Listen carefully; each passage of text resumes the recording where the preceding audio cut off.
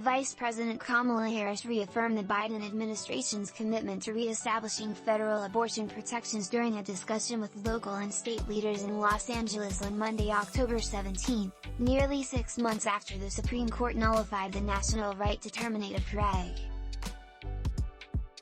The vice president, whose LA visit came days after President Joe Biden toured Southern California, discussed abortion rights with Representative Karen Bass and Planned Parenthood's Vice President of Public Affairs, Celinda Vasquez, at the Nate Holden Performing Arts Center on Washington Boulevard.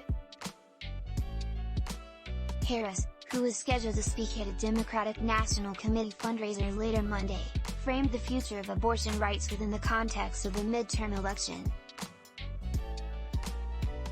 But she also touted efforts by the White House to support those receiving and providing abortions nationwide. The reality of it is that we have to protect these rights ultimately by having national legislation, Harris said to a room of senators, House representatives, and other politicians. There's only so much that the executive branch can do on this. The court has acted, and now we need Congress to act, and we need people in Congress to recognize that responsibility. When the Supreme Court overturned its landmark 1973 decision in Roe v. Wade in its 1992 ruling in Planned Parenthood v. Casey, which reaffirmed Roe, the justices took the rare step of reversing a long-standing legal precedent. The court's decision was at odds with a majority of Americans who favored preserving Roe, according to multiple opinion polls. That was seen at protests throughout Los Angeles County, and the nation, in the days following the decision. But it was also the seminal victory that opponents of abortion rights, particularly religious conservatives, had spent decades trying to achieve.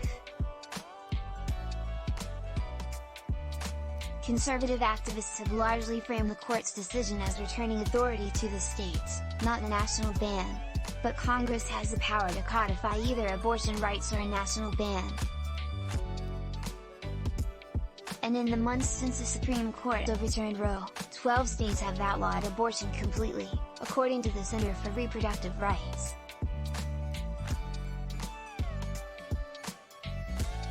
In those Republican-controlled states, abortion is illegal, and criminally punishable. Abortion rights remain unprotected in 3 other states. And 15 other states have hostile attitudes toward abortion rights, CRR said, meaning those states have no legal protections for the procedure and officials there have expressed a desire to ban abortions. The right to an abortion remains protected in 11 states, with 9 of those, including California, having enacted laws to also expand access to the procedure. That is the post-Roe landscape in which Harris, Bass and Vasquez, along with LA Mayor Eric Garcetti, Senator Alex Padilla and State Senator Toni Atkins, who also spoke during Monday's event, discussed abortion rights.